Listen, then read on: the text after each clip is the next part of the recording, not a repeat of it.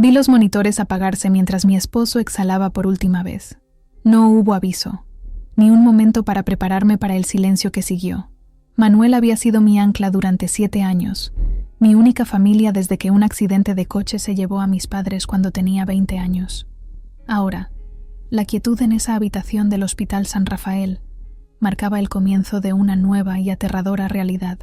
Recuerdo apretar su mano, hinchada por las vías intravenosas, y susurrar promesas al aire que ya no podía escuchar. Nuestro bebé pateó en mi vientre como si sintiera el cambio, un recordatorio desesperado de que tenía que seguir adelante. Por los dos. El médico entró con pasos silenciosos, sus ojos evitando los míos mientras firmaba el certificado de defunción. «Lo siento mucho, señora Velasco», murmuró, colocando una mano brevemente sobre mi hombro. Quise gritarle que no me llamara así, que ese apellido ahora pesaba como una losa sobre mi espalda, pero las palabras no salieron. Solo asentí, acariciando el rostro de Manuel, memorizando cada línea, cada imperfección que había amado durante estos años. Los días que siguieron fueron una confusión de llamadas telefónicas, condolencias y preparativos funerales. Estaba entumecida, operando por instinto. Mi cuerpo estaba pesado por el dolor y el embarazo, y mi mente apenas podía comprender la logística. La funeraria de calle Alcalá, las flores que llegaban a la puerta de nuestro piso en Malasaña, las miradas de los vecinos que mezclaban compasión con curiosidad morbosa. Su familia no ofreció calidez alguna. Fueron fríos en el funeral, silenciosos cuando sollozaba. Los ojos de su madre, doña Mercedes, me taladraban con algo más cercano al odio que al dolor. Era una mujer de la vieja escuela, orgullosa, con el pelo siempre recogido en un moño apretado y los labios pintados de un rojo profundo incluso en el funeral de su hijo. A su lado, Javier y Eduardo, los hermanos de Manuel, parecían 2 cuervos vestidos de negro, susurrando entre ellos cada vez que me acercaba. Traté de convencerme de que el dolor los había vuelto amargos, que esta familia madrileña, tan tradicional y unida, simplemente no sabía cómo procesar la pérdida de su hijo menor. Estaba equivocada. De vuelta en casa, vagaba por nuestro salón como un fantasma, tocando sus cosas, aferrándome a su aroma en sus camisas. El piso en el que habíamos vivido juntos desde nuestra boda ahora parecía demasiado grande, demasiado vacío. A través de la ventana, la plaza del 2 de Mayo bullía de vida como siempre, ajena a mi dolor. Los sonidos de las terrazas, las risas de los niños en los columpios, la música de algún guitarrista callejero, todo me parecía obsceno en su normalidad. Estaba agotada, apenas comiendo, y aterrorizada por lo que me deparaba el futuro. Pero seguía aferrándome al recuerdo del hombre que me había amado sin condiciones. Aquel profesor de literatura que conocí en la biblioteca de la Universidad Complutense, con sus gafas siempre torcidas y su pasión por García Márquez. El hombre que me propuso matrimonio en el templo de Devot al atardecer, con Madrid extendiéndose a nuestros pies como un mapa de promesas. No sabía entonces que este frágil santuario pronto se convertiría en un campo de batalla, que su odio aún no había comenzado a tomar forma. La primera señal llegó en forma de una llamada. El abogado de la familia, un tal Martínez, con voz nasal y palabras frías.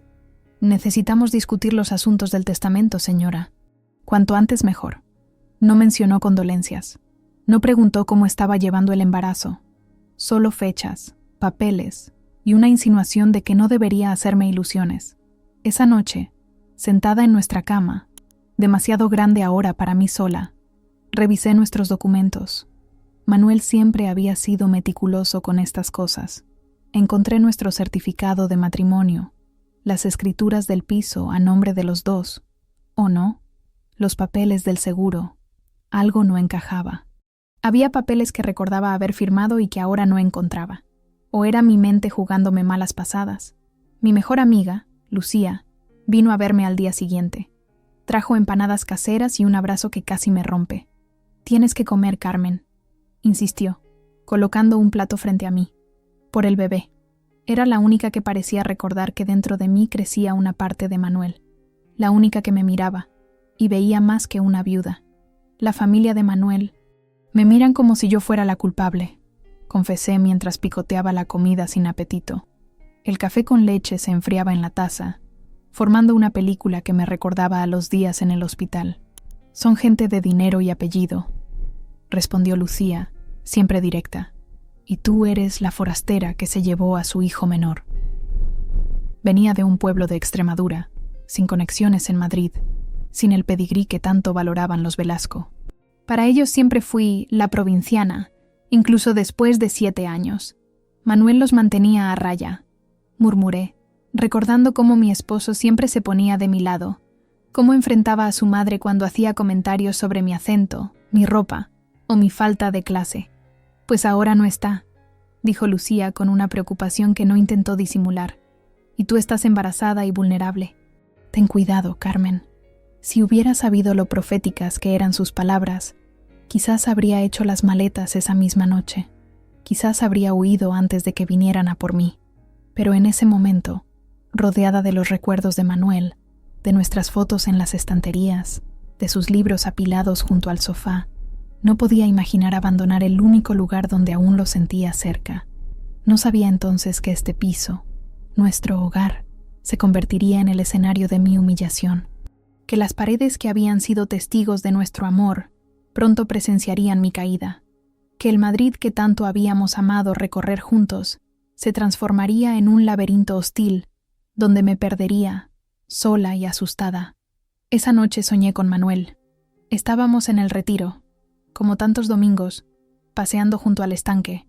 Él sonreía, me tomaba de la mano, me decía algo importante que no podía escuchar. Desperté sobresaltada, con la sensación de que me había advertido sobre algo. Pero las palabras se habían desvanecido con la luz del amanecer, dejándome solo con un presentimiento oscuro y la certeza de que la tormenta apenas comenzaba. Fue 2 días después del funeral cuando llegaron. Doña Mercedes, Javier, Eduardo y un primo cuyo nombre nunca recordaba bien, Alberto o Alfredo. No llamaron al timbre. Entraron como si fueran los dueños del lugar, con una llave que no sabía que tenían. Estaba aún en bata, acurrucada en el sofá con los tobillos hinchados y el espíritu magullado. La luz de la tarde madrileña entraba oblicua por el balcón, iluminando las motas de polvo que flotaban en el aire, testigos silenciosos de lo que estaba por venir. Se quedaron de pie en línea, con expresiones duras, y antes de que pudiera hablar, la voz de doña Mercedes restalló en el aire como un látigo. «Fuiste tú quien mató a mi hijo». Me quedé helada. Mi boca se abrió, pero no salió nada.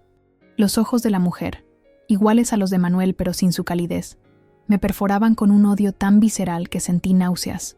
Se acercó más, señalándome con un dedo que temblaba de rabia, o quizás de culpa.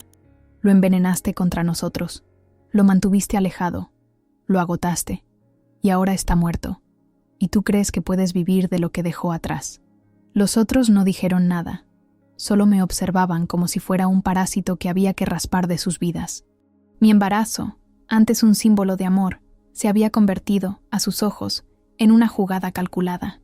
No entiendo, logré murmurar al fin, cubriéndome instintivamente el vientre con ambas manos. Manuel murió de un infarto. El médico dijo, «No menciones a mi hijo», escupió doña Mercedes, su aliento a coñac golpeándome la cara. «Ese médico no sabe nada. Mi hijo estaba sano hasta que te conoció. Eras tú la que lo estresaba, la que le exigía constantemente, la que lo alejó de su familia. ¿Sabes lo que me dijo la última vez que lo vi solo? Que estaba cansado. Cansado. Un hombre de 35 años. Javier, el mayor, dio un paso adelante. Siempre había sido el más directo de los hermanos, un hombre de negocios con manos suaves y sonrisa calculadora. «El piso está a nombre de la familia Velasco», dijo, sacando unos papeles del bolsillo interior de su americana. «Manuel nunca cambió la titularidad como te hizo creer. Era una propiedad familiar, comprada por nuestro abuelo». Las palabras me golpearon como puñetazos. ¿Era posible? Recordaba haber firmado papeles, haber visto mi nombre junto al de Manuel, o me lo había imaginado todo. Los días después de la boda habían sido un torbellino, con la mudanza, los regalos, las visitas. Eso no puede ser cierto, protesté, intentando ponerme de pie. El sofá, ese mismo donde Manuel y yo habíamos pasado tantas noches viendo películas antiguas, ahora parecía querer tragarme. Vivimos aquí 7 años, Pagamos la hipoteca juntos. Eduardo soltó una risa corta, áspera. Era el más parecido físicamente a Manuel, pero sin su gentileza. Pagabais un alquiler a la familia, aunque mi hermano te dijera otra cosa. Siempre fue así. Te lo ocultó para no herir tus sentimientos de pueblerina. Sentí que el suelo se movía bajo mis pies. ¿Era posible que Manuel me hubiera mentido sobre algo tan fundamental? No. Me negaba a creerlo. Recordaba nuestras conversaciones sobre reformar la cocina, sobre el color que pintaríamos la habitación del bebé. Eso no eran conversaciones de inquilinos. No os creo, dije, intentando que mi voz sonara firme. Manuel no me habría ocultado algo así. Mi hijo estaba cegado por ti, intervino doña Mercedes, ajustándose el collar de perlas que parecía asfixiarla. Desde que te vio en esa biblioteca, perdió la cabeza. Siempre fue así, demasiado romántico para su propio bien, como su padre. Mencionó al difunto señor Velasco con una mezcla de desprecio y nostalgia que me resultó desconcertante. Siempre había creído que su matrimonio había sido feliz, al menos según lo que Manuel me había contado. ¿También eso era mentira? Manuel me amaba, afirmé, notando cómo las lágrimas comenzaban a picar en mis ojos. No quería llorar delante de ellos, no quería darles esa satisfacción. Y este es nuestro hogar. Estoy embarazada de su hijo, por Dios santo. ¿No tenéis corazón? El primo, que había permanecido en silencio hasta ahora, soltó un bufido. Eso dices tú. ¿Quién sabe si ese crío es realmente de Manuel? La acusación me dejó sin aliento, como si me hubieran dado una patada en el estómago. Era tan absurda, tan cruel, que por un momento no supe cómo responder. Manuel y yo habíamos intentado concebir durante 2 años.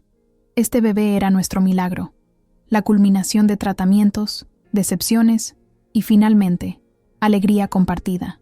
«¿Cómo te atreves?», exclamé, la rabia reemplazando al miedo.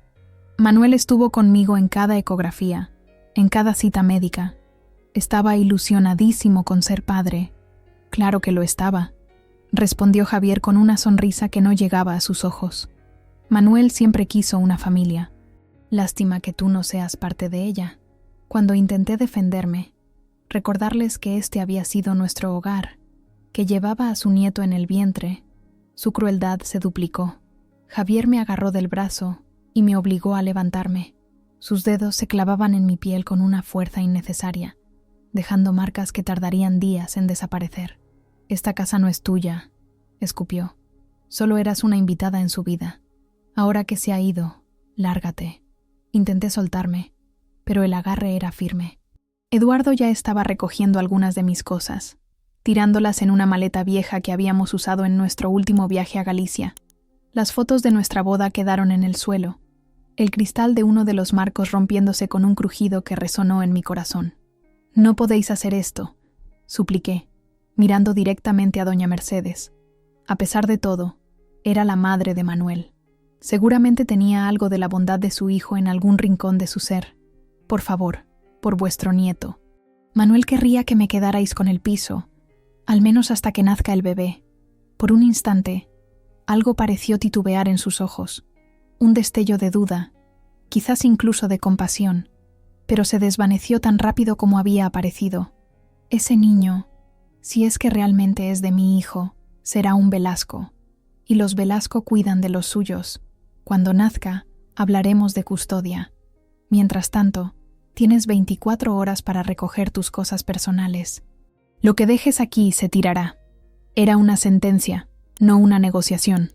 Miré alrededor, a los libros de Manuel en las estanterías, a los recuerdos de nuestros viajes, a las plantas que habíamos cultivado juntos en el balcón. Todo lo que habíamos construido, desmontado en minutos por estas personas que decían ser su familia. «Dame al menos tiempo para encontrar un lugar donde quedarme», pedí, sintiendo cómo la desesperación me invadía. «No tengo a dónde ir. No es nuestro problema», respondió Eduardo, cerrando la maleta con un golpe seco. «Seguro que tienes amigas, o quizás alguno de tus amantes te acogerá». El comentario me dejó sin aliento. La injusticia de todo era abrumadora. Yo, que había amado a Manuel con cada fibra de mi ser, que había estado a su lado en la salud y en la enfermedad, como prometimos ante el altar de la iglesia de San Ginés, ahora era tratada como una intrusa, una aprovechada.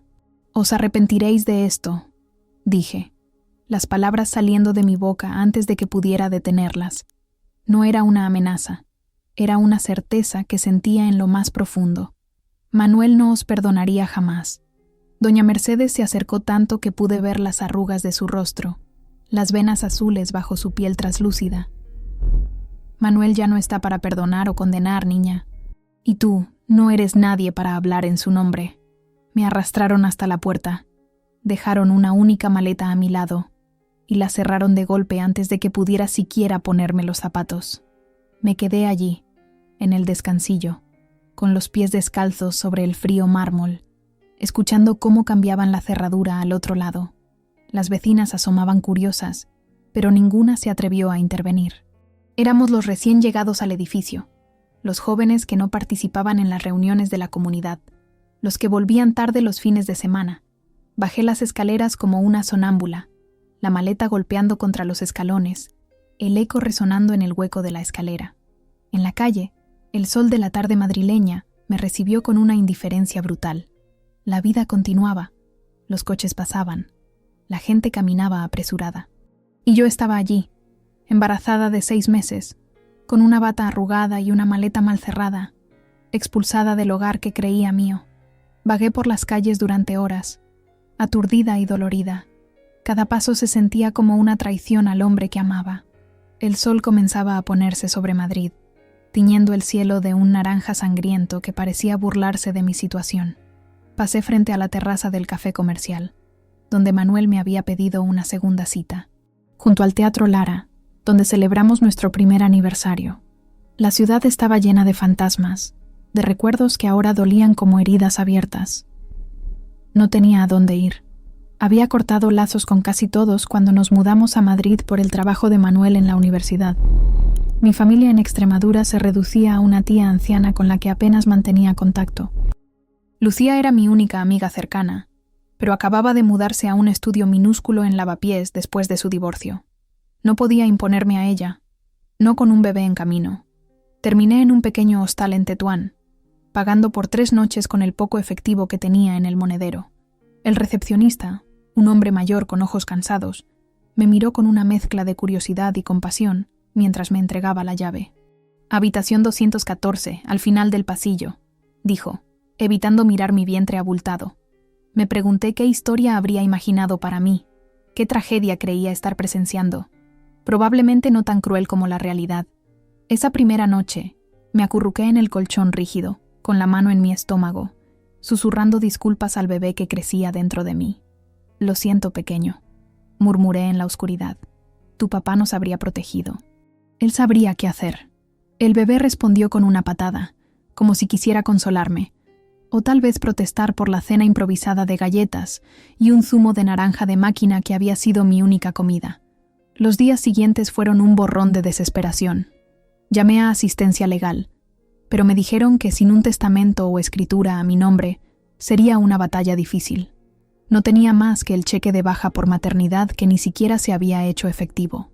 Cada vez que intentaba contactar con alguien del trabajo de Manuel, o incluso con nuestros vecinos, me encontraba con evasivas.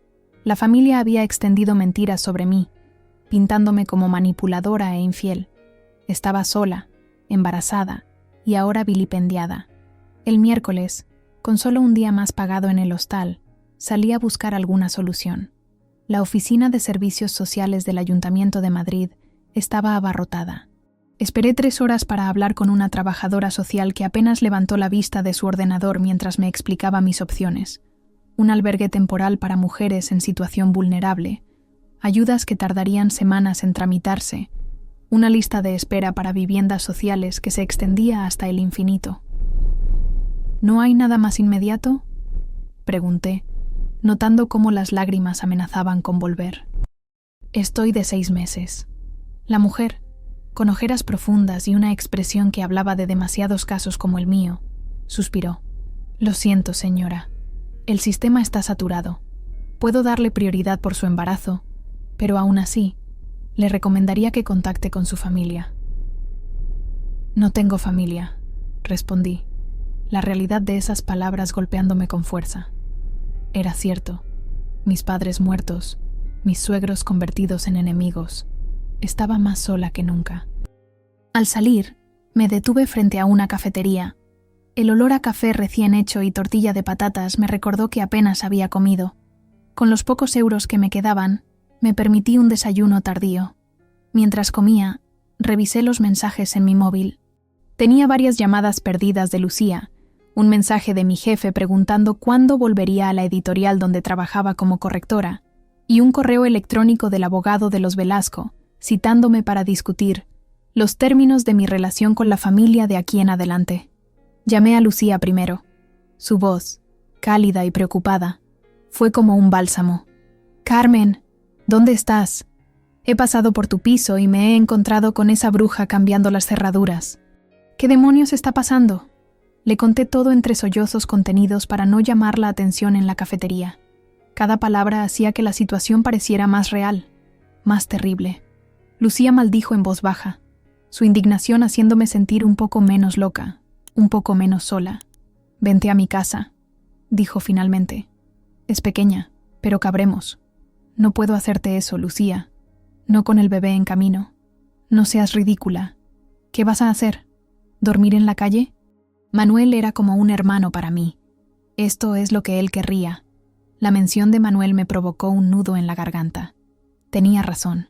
Manuel adoraba a Lucía, la única de mis amigas que había aceptado sin reservas, la que venía a cenar los domingos, la que siempre estaba allí cuando la necesitábamos. Él habría querido que acudiera a ella, solo hasta que encuentre algo. Concedí finalmente. «Te lo promesaré, Lucía. No seré una carga. Tú nunca serías una carga, tonta. Somos familia». Esas palabras me hicieron llorar allí mismo, en la cafetería llena de trabajadores de oficina y turistas cansados. La camarera, una mujer mayor con el pelo teñido de un rubio imposible, me trajo un vaso de agua sin que se lo pidiera. «Los disgustos no son buenos para el bebé, guapa», me dijo con una amabilidad que contrastaba con la dureza de sus facciones. «Sea lo que sea, pasará». Quise creerle. Necesitaba creerle. Esa tarde, reuní mis escasas pertenencias y tomé el metro hacia Lavapiés. El apartamento de Lucía era exactamente como lo había descrito. Diminuto, con una cocina que apenas merecía ese nombre, y un sofá-cama que sería mi hogar por tiempo indefinido. Pero tenía grandes ventanales que dejaban entrar la luz, plantas en cada rincón, y el amor incondicional de mi amiga. Era más de lo que tenía hace unas horas. «Mañana iremos a por tus cosas», declaró Lucía mientras me preparaba un té.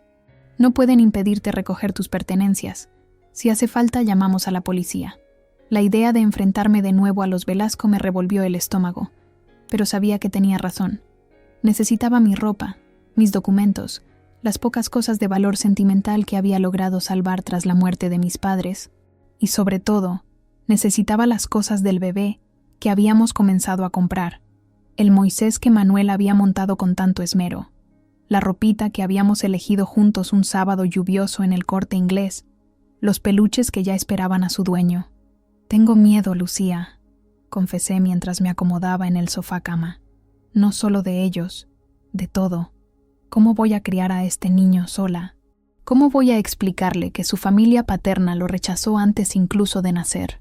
Lucía se sentó a mi lado, tomando mis manos entre las suyas. Tenía las uñas mordidas, una costumbre de la que nunca había podido deshacerse. «No estás sola, Carmen. Y ese niño tendrá todo el amor que necesita. Los Velasco no son familia. La familia es quien te quiere, quien te protege. Como Manuel te quería a ti». Esa noche, acostada en un sofá-cama prestado, con los ruidos de lavapiés filtrándose por la ventana, una extraña calma me invadió. En medio de la quietud de la madrugada, sentí algo endurecerse dentro de mí. Una semilla de resolución echó raíces. Los Velasco creían que podían destruirme, borrarme de la vida de Manuel como si nunca hubiera existido, pero no conocían mi capacidad para sobrevivir, para luchar. Mi pueblo extremeño era tierra de resistentes, de gente acostumbrada a extraer vida de la tierra más árida, y yo llevaba esa fuerza en la sangre.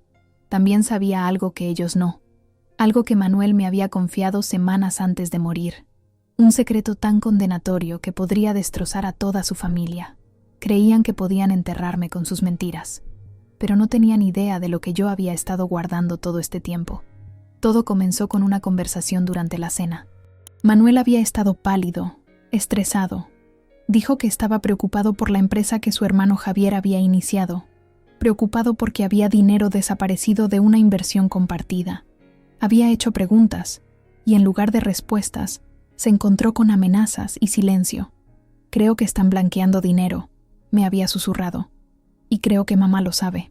En ese momento, lo había descartado como paranoia, pero él insistió, recopilando documentos, haciendo copias. Por si acaso, dijo. Y luego me entregó un pendrive. Me dijo que lo escondiera, que nunca lo mencionara a menos que le pasara algo. No lo había mirado hasta ahora, pero la desesperación me empujó a abrir mi portátil y ver qué había allí. Lo que encontré me heló la sangre. Correos electrónicos, hojas de cálculo financieras, transferencias bancarias vinculadas a empresas fantasma, todo rastreado hasta Javier. Y peor aún, había indicios de que la muerte de Manuel podría no haber sido natural. Mientras el amanecer comenzaba a filtrarse por las ventanas del lavapiés, tomé una decisión.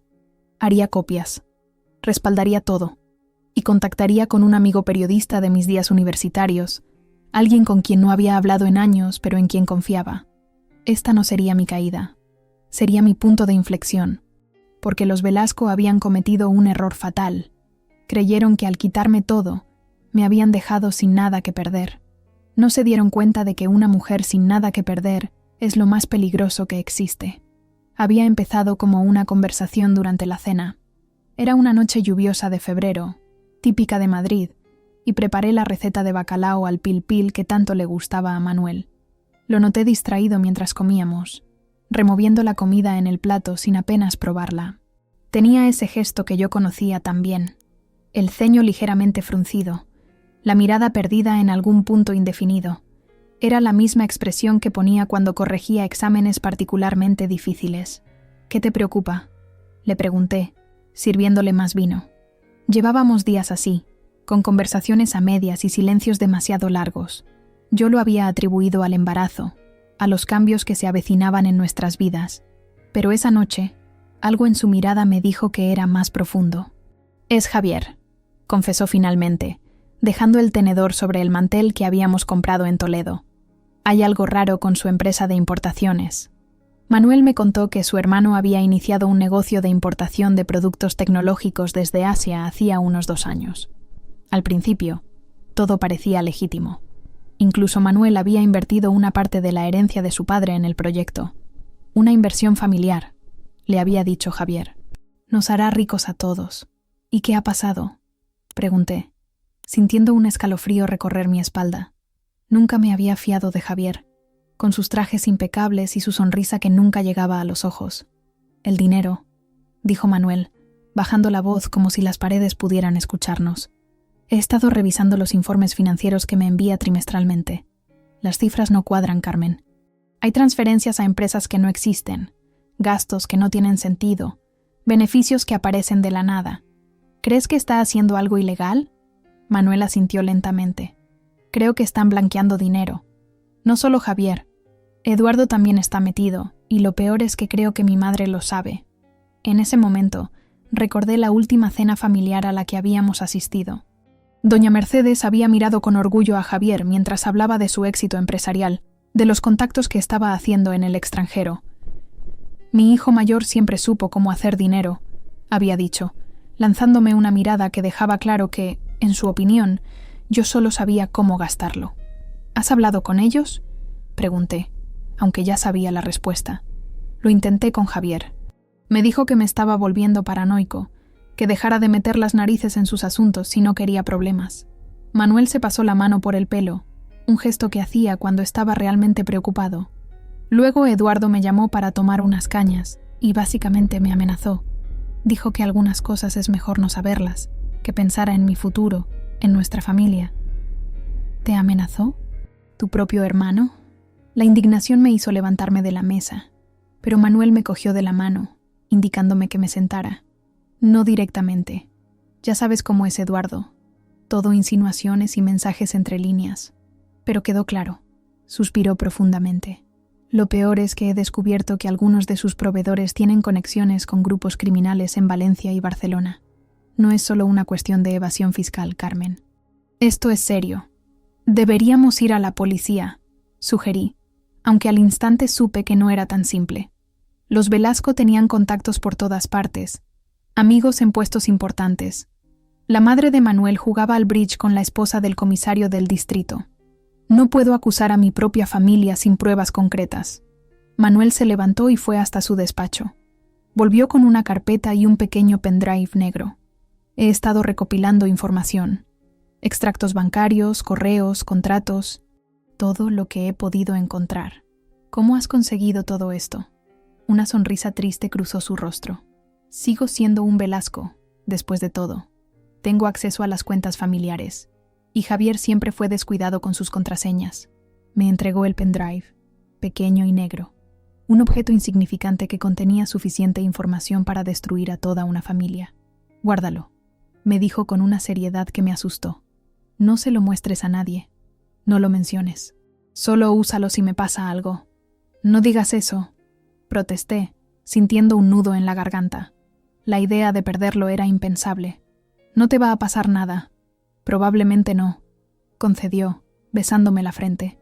Pero quiero estar preparado. Si alguna vez te quedas sola, si te encuentras en problemas, esto te dará cierto poder de negociación. En ese momento, lo había considerado una precaución exagerada. Ahora, sentada en el diminuto piso de Lucía, con el pendrive conectado a mi portátil, entendía que Manuel había previsto todo esto. Había sentido que su tiempo se agotaba. Había notado algo en su cuerpo, alguna señal que ignoró, o temía que sus hermanos pudieran llegar tan lejos. Los archivos estaban organizados meticulosamente, como todo lo que hacía Manuel. Carpetas etiquetadas por fechas, por empresas, por tipos de transacciones. Había capturas de pantalla de conversaciones, fotografías de reuniones en restaurantes caros con personas de aspecto dudoso, documentos escaneados con firmas falsificadas, todo el imperio que los Velasco habían construido, expuesto en su corrupción. Dios mío, murmuró Lucía, que miraba por encima de mi hombro. Esto es dinamita pura, Carmen. Lo más inquietante eran los correos entre Javier y Eduardo en las semanas previas a la muerte de Manuel. Mensajes crípticos sobre solucionar el problema del profesor, asegurar que no hable, métodos discretos. Y luego, 3 días antes del infarto de Manuel, un mensaje de Eduardo. Todo arreglado con ese, sin rastro como prometido. ¿Quién es ese?, preguntó Lucía, señalando la inicial en la pantalla. Recordé de repente una conversación. Salgado, Sergio Salgado, un médico amigo de Eduardo, trabaja en farmacéutica. Manuel lo mencionó una vez, dijo que no confiaba en él. Un escalofrío me recorrió la espalda. ¿Era posible? ¿Habrían llegado tan lejos como para...? No quería ni pensarlo, pero las pruebas estaban ahí, frente a mis ojos. Estos no eran solo delitos financieros. Esto podría ser algo mucho peor. Tengo que hacer copias, dije, sintiendo cómo la adrenalina reemplazaba al miedo. Y necesito contactar con alguien que pueda ayudarnos. Recordé a Martín Soler, un amigo de la universidad que ahora trabajaba como periodista de investigación en El Confidencial. No habíamos hablado en años, pero siempre había sido alguien íntegro. Alguien que no se asustaba fácilmente. Encontré su perfil en Twitter y le envié un mensaje directo. Necesito tu ayuda con algo delicado. Es sobre la familia Velasco y sus negocios. Tengo pruebas. Mientras esperaba su respuesta, hice copias del pendrive. Una para Lucía, otra que escondí en el forro de mi maleta. Respaldé todo en la nube, en una cuenta que creé con un nombre falso. Si los Velasco venían a por mí, si intentaban silenciarme como quizás habían silenciado a Manuel, al menos la verdad no moriría conmigo. Martín respondió 1 hora después. ¿Velasco? ¿Los de importaciones mediterráneas? Llevo meses tras ellos. Hablemos mañana. 11 y Café Gijón. Ven sola. No irás sola, declaró Lucía cuando le mostré el mensaje. Podría ser peligroso. Conozco a Martín. La tranquilicé. Aunque la verdad era que el Martín que yo conocía era un estudiante idealista de periodismo, no el hombre en que se habría convertido después de años en la profesión. Además, estaremos en un lugar público. Esa noche, Apenas dormí. Cada vez que cerraba los ojos, veía el rostro de Manuel en sus últimos momentos, pálido en aquella cama de hospital. ¿Había sido realmente un infarto? ¿O algo más siniestro? Las dudas me carcomían, mezclándose con la culpa. Si hubiera prestado más atención, si hubiera insistido en que fuera a otro médico cuando empezó a quejarse de fatiga y dolores en el pecho. Por la mañana, me vestí con cuidado, optando por ropa discreta. Unos vaqueros, una camiseta holgada que disimulaba mi embarazo, una chaqueta que había pertenecido a Manuel y que Lucía había rescatado de nuestro piso durante una breve visita mientras los Velasco estaban fuera. Me daba fuerzas llevar algo suyo, como si una parte de él siguiera protegiéndome. El Café Gijón estaba lleno de turistas y escritores habituales cuando llegué. Martín ya estaba allí, sentado en una mesa del fondo, con un café solo y un cuaderno abierto frente a él. Había envejecido bien, con algunas canas prematuras que le daban un aire de seriedad. Me reconoció al instante, y su expresión pasó de la sorpresa al reconocimiento, y luego a la preocupación cuando notó mi estado. «Carmen», dijo levantándose para saludarme. «No sabía... Lo siento mucho». «No te preocupes», respondí, sentándome frente a él. «Han pasado muchas cosas». Le conté todo. La muerte de Manuel, la expulsión de mi hogar, las sospechas que ahora tenía sobre las circunstancias de su fallecimiento. Mientras hablaba, Martín tomaba notas, interrumpiendo ocasionalmente para hacer preguntas precisas. Era evidente que no era la primera vez que investigaba algo así. Cuando terminé, le pasé una copia del pendrive. Todo está ahí. Empieza por los correos de los últimos meses. Martín examinó el pequeño dispositivo como si fuera una bomba. Esto es significativo, Carmen. Si lo que dices es cierto, podríamos estar hablando de delitos muy graves. Blanqueo de capitales, fraude fiscal, incluso... Bueno, lo peor. ¿Me ayudarás?, pregunté, sintiendo cómo el bebé se movía dentro de mí, como recordándome lo que estaba en juego. «Lo haré», asintió Martín, «pero esto no será fácil. Los Velasco tienen influencia, contactos, y si están dispuestos a hacer lo que sospechas que hicieron...» «No me importa», le interrumpí. «Han intentado destruirme. Han manchado la memoria de Manuel. No dejaré que se salgan con la suya». Martín me miró con una mezcla de admiración y preocupación. «Ten cuidado, Carmen. Mantente alerta. Cambiad de rutinas, tú y tu amiga. No hables de esto con nadie más. Te contactaré en unos días, cuando tenga algo concreto». Nos despedimos con un abrazo breve. Al salir del café, miré a mi alrededor, súbitamente consciente de que podría estar siendo observada. Madrid, la ciudad que tanto había amado, ahora parecía llena de sombras y amenazas, pero bajo el miedo, una nueva emoción crecía: determinación. Había sido victimizada, pero me negaba a seguir siendo una víctima. Era hora de recuperar el control. La noticia estalló 3 días después. Un reportaje regional destapó los delitos financieros de la familia: malversación, evasión fiscal, incluso vínculos con el comercio ilícito. El nombre de Manuel quedó limpio de cualquier implicación. Martín había cumplido su palabra, y lo había hecho con una eficacia que me dejó sin aliento. Caída en desgracia de los Velasco, imperio empresarial construido sobre el fraude, rezaba el titular de El Confidencial aquella mañana. El artículo, extenso y meticulosamente documentado, detallaba años de operaciones fraudulentas, empresas fantasma en paraísos fiscales y sobornos a funcionarios. Martín había hecho un trabajo excepcional, conectando los documentos de Manuel con otras fuentes, construyendo un caso imposible de ignorar. El periodista había protegido mi identidad, refiriéndose a mí simplemente como una fuente cercana a la familia. Pero todos en nuestro círculo sabían de dónde provenía la información. Los Velasco eran acosados por periodistas, auditados por Hacienda y repudiados por antiguos amigos. El escándalo crecía con cada hora que pasaba. «¿Has visto esto?», preguntó Lucía, mostrándome su teléfono durante el desayuno. Era un vídeo de Javier Velasco intentando esquivar a los reporteros frente a su oficina en La Castellana. Su rostro, habitualmente compuesto, estaba desencajado por la rabia y el miedo. A su lado, Eduardo lanzaba manotazos a las cámaras, gritando amenazas que solo empeoraban su imagen. «Lo han perdido todo», murmuré. sintiendo una mezcla extraña de satisfacción y vacío. La venganza no me devolvería a Manuel, pero al menos había justicia. Su nombre no quedaría manchado por las acciones de su familia. Mi teléfono no dejaba de sonar. Antiguos compañeros de trabajo, vecinos, incluso la portera del edificio donde había vivido con Manuel, todos querían hablar conmigo, ofrecerme apoyo ahora que la verdad salía a la luz. Era tentador responder, aceptar las disculpas tardías, pero algo me decía que mantuviera distancia.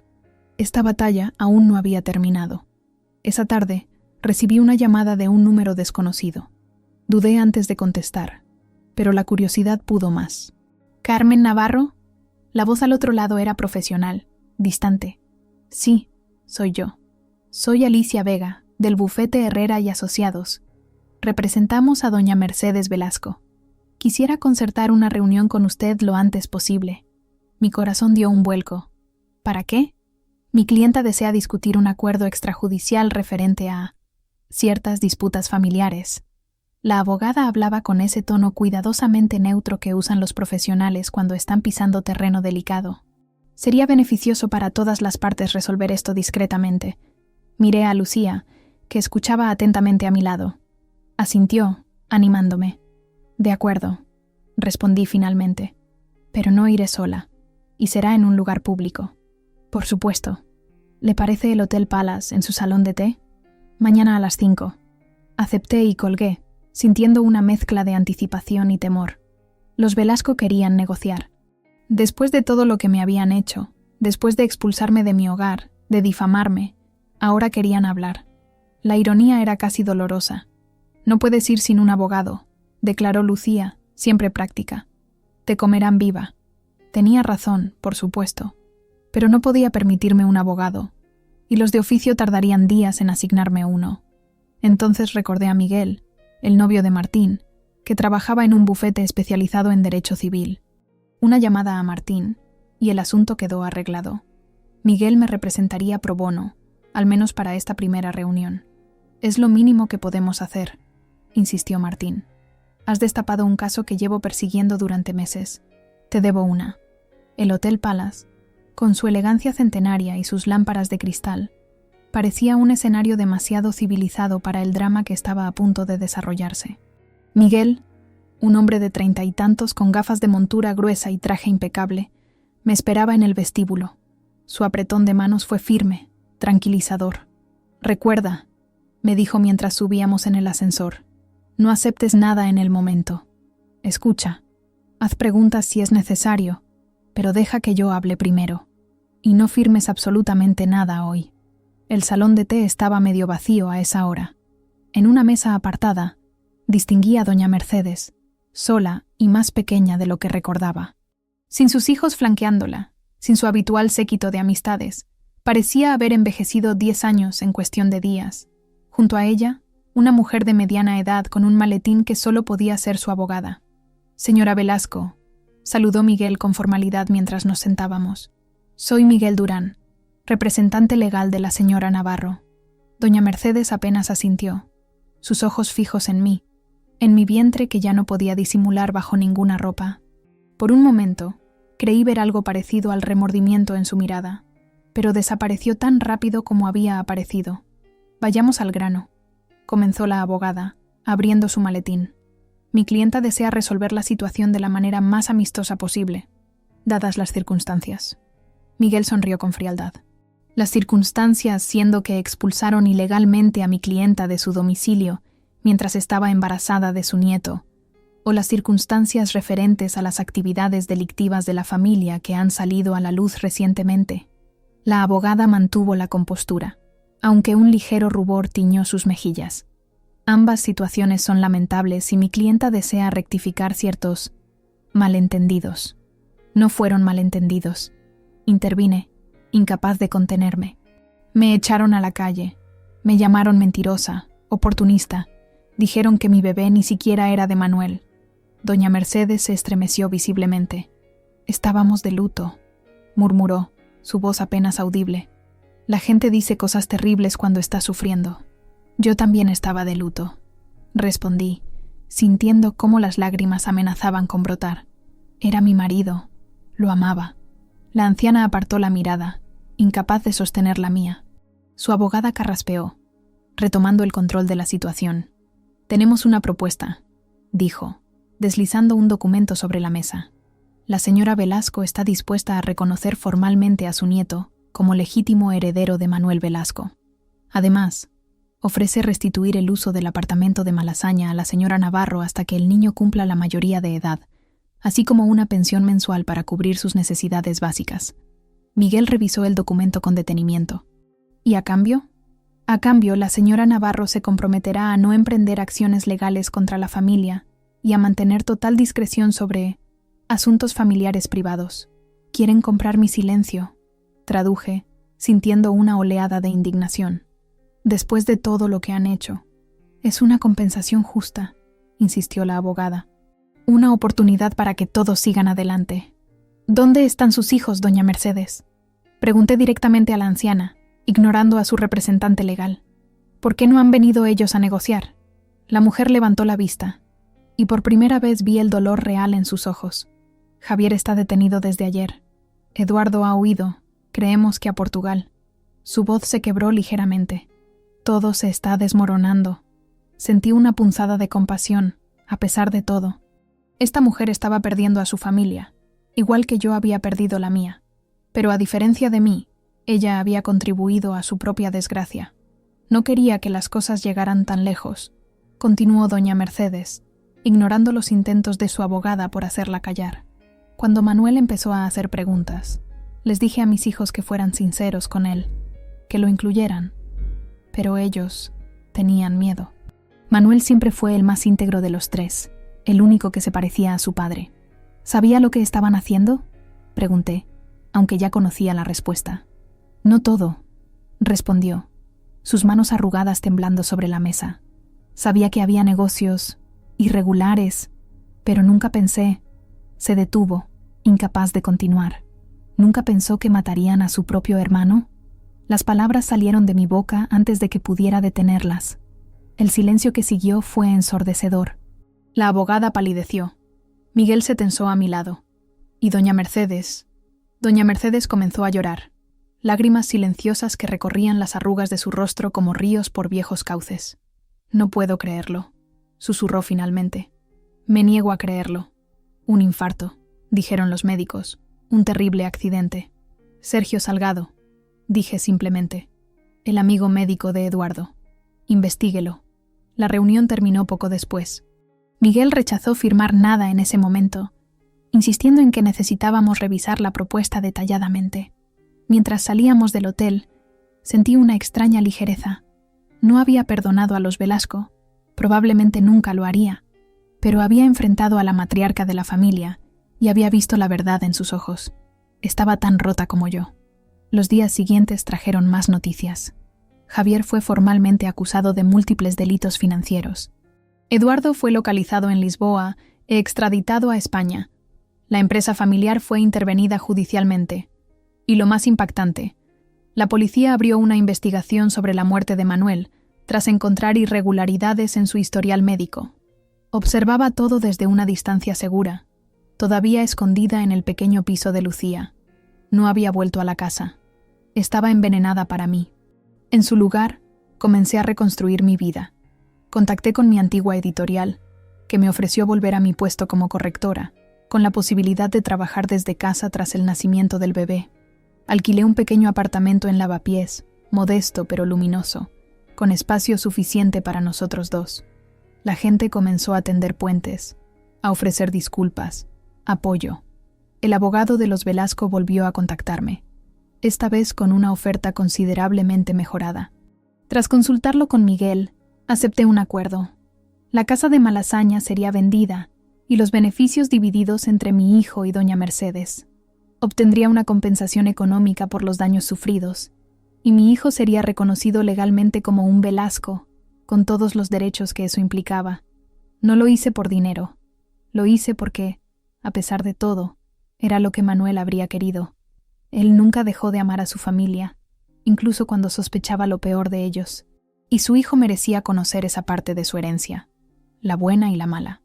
Incluso en su caída, los Velasco mantuvieron cierta dignidad. Su dinastía se desmoronaba, y yo no necesitaba levantar un dedo más. La justicia ya había comenzado su trabajo silencioso e implacable. Mi hija nació en una fría mañana de febrero, gritando con vida y desafío. La llamé Clara, como la palabra latina que significa luminosa, porque me recordaba que incluso en medio del caos, la claridad siempre regresa.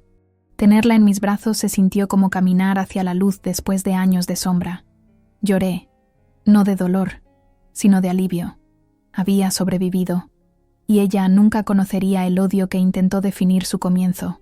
El parto fue largo, casi 20 horas de contracciones, y espera en el Hospital La Paz. Lucía estuvo a mi lado todo el tiempo, sosteniendo mi mano, limpiando mi frente, animándome cuando creía que no podía más. «Ya viene, Carmen, ya viene», repetía, mientras yo pujaba con las últimas fuerzas que me quedaban. Y entonces, de repente, el llanto más hermoso que jamás había escuchado llenó la habitación. «Es una niña preciosa», dijo la matrona, colocándola sobre mi pecho. Era pequeña, arrugada, con una mata de pelo negro como su padre. Sus ojos, cuando los abrió brevemente, eran oscuros y profundos. Perfecta. En los días que siguieron, aprendimos juntas, yo a ser madre, ella a estar en el mundo. Las noches de insomnio, las dudas constantes, el miedo a no ser suficiente, todo quedaba en segundo plano cuando sonreía, cuando agarraba mi dedo con su manita diminuta, cuando se quedaba dormida sobre mi pecho con total confianza. El pequeño apartamento de Lavapiés se convirtió en nuestro refugio. Era un tercer piso sin ascensor, con una cocina minúscula y un baño que necesitaba reformas, pero tenía 2 habitaciones y un balcón donde cultivé albahaca y tomates cherry. Las paredes, que pinté de blanco para aprovechar la luz, pronto se llenaron de dibujos y fotografías. Clara recién nacida, Clara a los 3 meses, Clara sonriendo por primera vez. Construí un álbum de recuerdos felices para contrarrestar los dolorosos. El barrio, con su mezcla de culturas y su ambiente bohemio, resultó ser el lugar perfecto para empezar de nuevo. Los vecinos me conocían como la chica del bebé, no como la viuda de Velasco o la que destapó el escándalo. En la panadería de la esquina, regentada por una familia marroquí, siempre guardaban una barra de pan fresco para mí. El dueño del bar de abajo subía la persiana más tarde los domingos para no despertar a Clara con el ruido. Pequeños gestos de bondad que reconstruyeron mi fe en la humanidad. En los meses que siguieron, construí algo de la nada. Volví al trabajo freelance, montando un pequeño estudio en una esquina del salón. Entre tomas de biberón y cambios de pañales, corregía manuscritos, traducía artículos, editaba textos. Martín, que se había convertido en un amigo cercano, me presentó a otros periodistas que necesitaban investigación, historias escritas, verdades desenterradas. Mi pasado me había enseñado a escuchar entre líneas, a detectar las verdades ocultas. Canalicé mi dolor en propósito. Y lentamente, mi mundo dejó de girar en torno a lo que había perdido y comenzó a girar en torno a lo que estaba creando. Un día, cuando Clara tenía casi 6 meses, recibí una llamada inesperada. «Carmen, soy Mercedes Velasco». Mi primer instinto fue colgar. Habíamos mantenido una relación cordial pero distante desde el acuerdo legal. Ella enviaba regalos en Navidad y por el cumpleaños de Clara, que yo aceptaba con educación pero sin entusiasmo. No habíamos vuelto a vernos en persona. «Doña Mercedes», respondí, intentando que mi voz no revelara mi sorpresa. «¿En qué puedo ayudarla?» Hubo un silencio al otro lado de la línea, tan largo que pensé que se había cortado la llamada. Luego, un suspiro profundo. «Me gustaría conocer a mi nieta», dijo finalmente, su voz más vulnerable de lo que nunca la había escuchado. «Si me lo permites». Las palabras me dejaron sin aliento. Esta mujer, que me había expulsado de mi hogar, que había permitido que sus hijos me difamaran, ahora quería ser parte de la vida de Clara. Mi primer impulso fue negarme categóricamente, pero entonces miré a mi hija, jugando en su mantita con un sonajero, y vi los ojos de Manuel en su carita. Ella tenía derecho a conocer su historia completa, incluso las partes difíciles. «Podemos vernos en el retiro», respondí finalmente. «Junto al estanque, este domingo a las 11. La mañana del encuentro fue clara y fresca, una de esas primavereras madrileñas que anuncian el verano. Vestía Clara con un conjunto que Manuel había elegido meses antes de morir, un pequeño vestido amarillo con margaritas bordadas. Era la primera vez que se lo ponía, y parecía apropiado para la ocasión. Doña Mercedes ya estaba allí cuando llegamos, sentada en un banco frente al agua.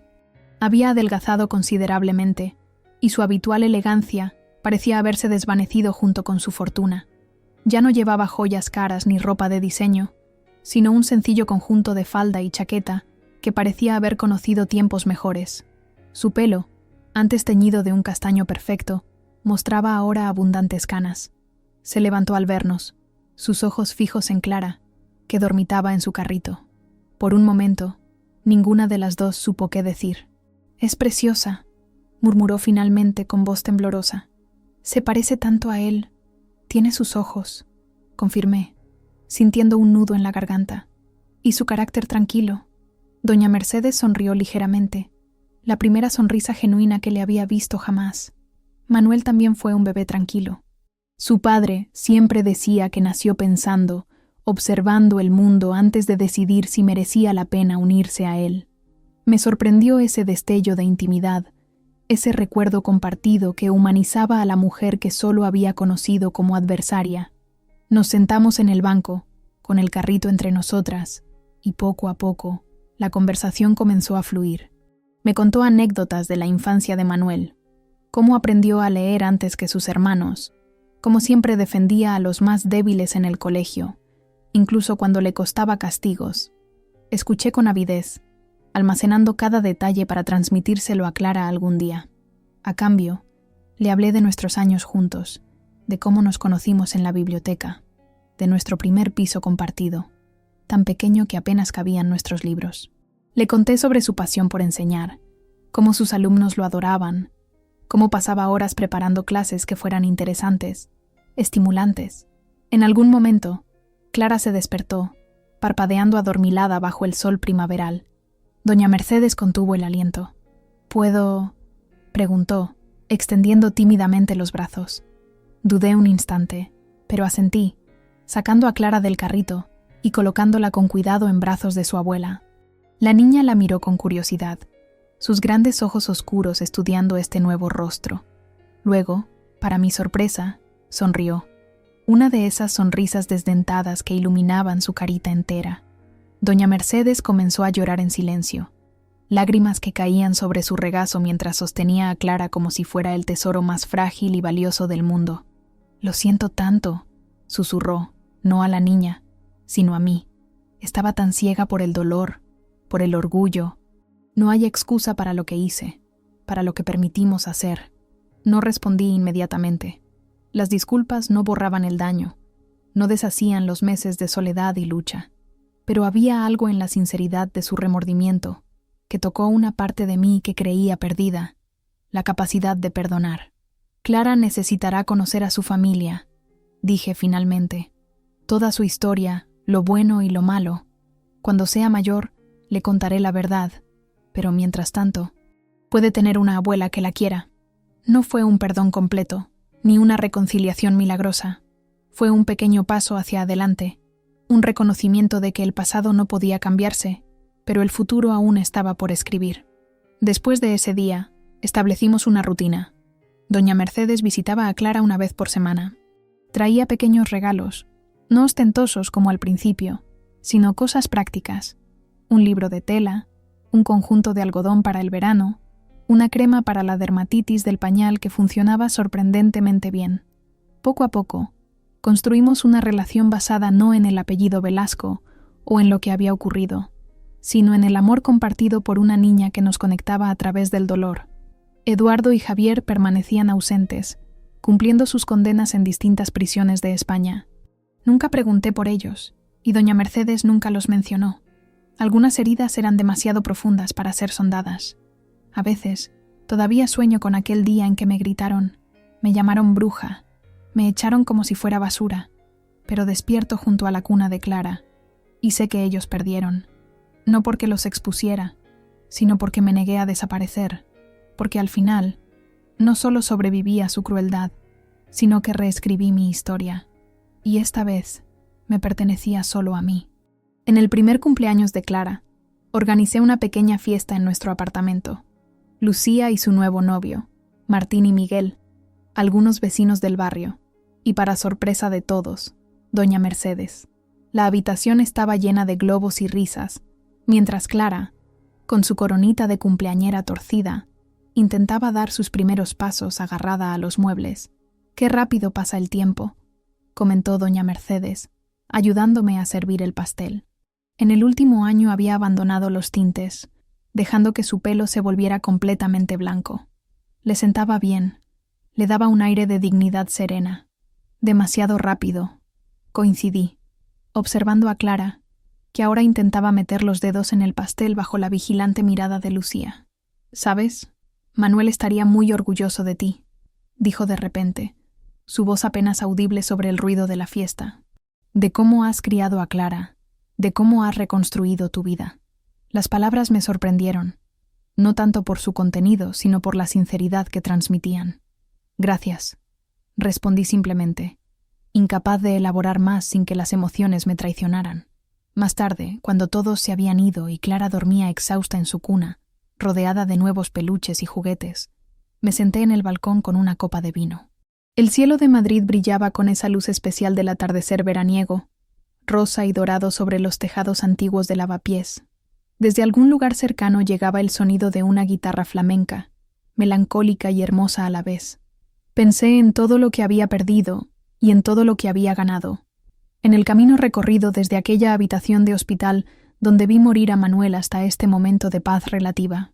Había días en que el dolor todavía me asaltaba sin avisar, momentos en que veía algo que habría querido compartir con él, o Clara hacía un gesto que me lo recordaba tan vívidamente que me dejaba sin aliento.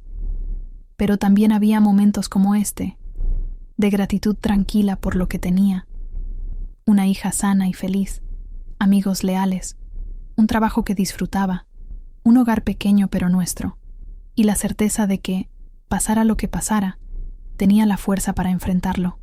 Madrid se oscurecía lentamente a mi alrededor, las luces de las ventanas encendiéndose una a una, como estrellas terrenales. En algún lugar de esta ciudad había amado y perdido, había sido traicionada y vengada, había caído y me había levantado. Ahora, con Clara dormida a pocos metros de mí, sabía que había encontrado algo que los Velasco, con todo su dinero y su poder, nunca tuvieron: paz. Levanté mi copa hacia el cielo cada vez más estrellado. «Por ti, Manuel», susurré, «por lo que me diste, por lo que dejaste atrás, por Clara, por nosotros». El vino brilló como un rubí bajo la última luz del día. Mañana sería otro día, con sus propios desafíos y alegrías. Pero esta noche, en este momento, todo estaba bien, y eso, después de todo lo vivido, era más que suficiente.